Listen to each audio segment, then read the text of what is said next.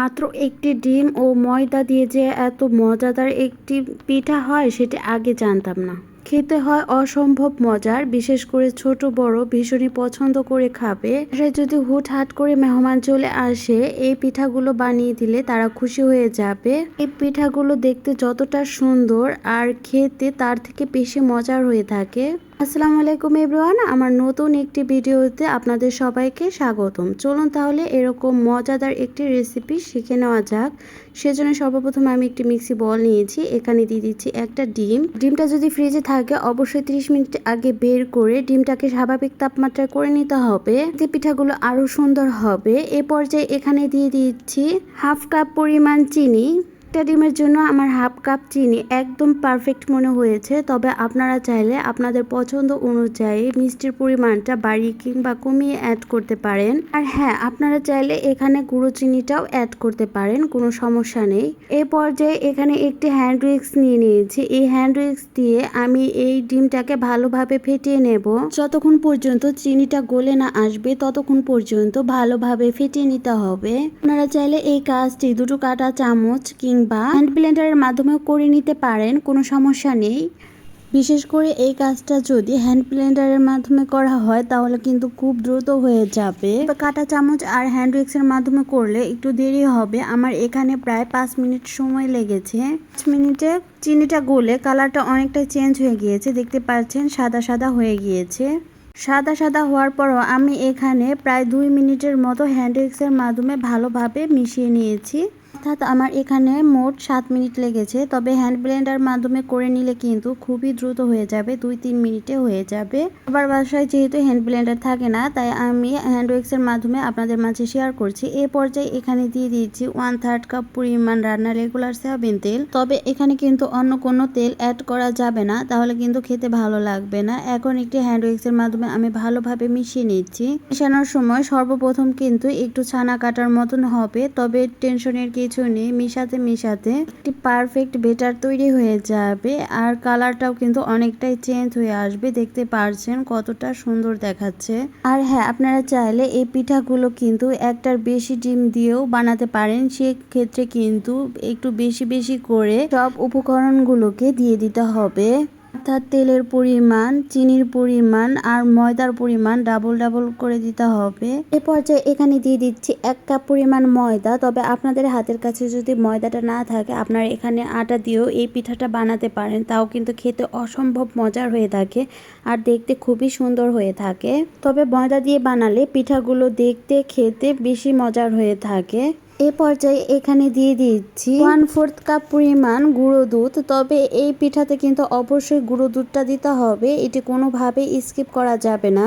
আর এই গুঁড়ো দুধটা দেওয়ার কারণে ফ্লেভার টেস্ট দ্বিগুণ ভালো এসে থাকে, সেজন্য অবশ্যই এটি দিয়ে দিতে হবে। এই পর্যায়ে এখানে দিয়ে দিচ্ছি 1/2 চা চামচ পরিমাণ বেকিং পাউডার। আর বেকিং পাউডার দেওয়ার কারণে পিঠাগুলো অনেক সুন্দরভাবে ফুলে উঠবে, দেখতে অনেক সুন্দর হবে, সেজন্য অবশ্যই এখানে বেকিং পাউডারটা দিতে হবে, এটি কোনোভাবে স্কিপ করা যাবে না। এই পর্যায়ে এখানে দিয়ে দিচ্ছি 1/2 চা চামচ পরিমাণ লবণ। মিষ্টি খাবারে কিন্তু আমার কাছে লবণ দিলে খুবই ভালো লাগে, তবে আপনারা যদি মিষ্টি খাবারে লবণ পছন্দ না করে থাকেন এটি স্কিপ করতে পারেন। এখন একটি হ্যান্ড উইক্সের মাধ্যমে আমি এই উপকরণগুলোকে ভালোভাবে মিশিয়ে নেব। আর এখানে কিন্তু 1 কাপের বেশি ময়দা লাগবে। এই উপকরণগুলো মিশিয়ে নেওয়ার পর অনেকটা নরম হয়েছে, সেজন্য আমি অল্প অল্প করে ময়দা দিয়ে শক্ত একটি খামির তৈরি করে নেব। খামিরটা কিন্তু বেশি শক্ত হবে না, বেশি নরমও হবে না, এরকম একটি খামির তৈরি করে নেব। আমার একটি ডিমের জন্য এখানে প্রায় 2 কাপের মতন ময়দা লেগেছে, তবে আপনাদের ময়দার পরিমাণটা কম কিংবা বেশি হতে পারে। আর এখানে কিন্তু অবশ্যই অল্প অল্প করে ময়দা দিয়ে ভালোভাবে মিশিয়ে নিতে হবে, একবারে ঢেলে দিতে যাবেন না, এতে কিন্তু বেশি শক্ত হয়ে যেতে পারে। এখন হাতে আমি সামান্য পরিমাণ তেল মাখিয়ে এটিকে ভালোভাবে একটু মুথে নেব। তেল মাখিয়ে নেওয়ার কারণে হাতে কোনোভাবে লেগে যাবে না। এখন আমি প্রায় 10 মিনিটের মতো রেস্টে রেখে দেব, এতে একদম সেট হয়ে যাবে। এখন চুলায় আমি একটি প্যান বসিয়ে দিচ্ছি। আর দেখতে পাচ্ছেন 15 মিনিট রেস্টে রাখার কারণে অনেকটাই শক্ত হয়ে গিয়েছে, একদমই সেট হয়ে গিয়েছে। এখন আমি হাতে সামান্য পরিমাণ তেল মাখিয়ে নেব, এতে পিঠা বানানোর সময় ঘোরানোর সময় কোনোভাবে হাতে লেগে পড়বে না। এখন একটি চামচের মাধ্যমে আমি উঠিয়ে নিচ্ছি। উঠিয়ে এখন আমি হাতের তালুতে রেখে একটু গোল গোল করে ঘুরিয়ে নিচ্ছি। আমি এই পিঠাগুলো গোল করে বানাবো, তবে আপনারা চাইলে আপনাদের পছন্দ অনুযায়ী যে কোনো শেপ দিয়ে নিতে পারেন। গোল হয়েছে, এখন একটু চ্যাপ্টা করে নিচ্ছি। দেখতে পাচ্ছেন দেখতে কতটা সুন্দর দেখাচ্ছে। এখন এই পিঠাগুলোকে আমি একটু শেপ দিয়ে নেব। সেজন্য সর্বপ্রথম নাইফের উল্টো সাইডে একটু তেল মাখিয়ে নিয়েছি। এখন আমি আমার পছন্দ অনুযায়ী শেপে নাইফের উল্টো সাইড দিয়ে ডিজাইন করে নিচ্ছি।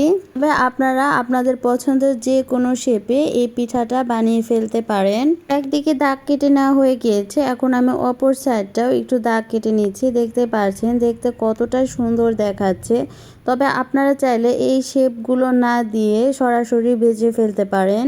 তবে এভাবে দাগ দিয়ে দেওয়ার কারণে পিঠাগুলো দেখতে খুবই সুন্দর হয়ে থাকে, সেজন্য আমি দিয়ে দিয়েছি। দেখতে পাচ্ছেন এখন আমি সঙ্গে সঙ্গে পিঠাগুলোকে তেলে ছেড়ে দেব।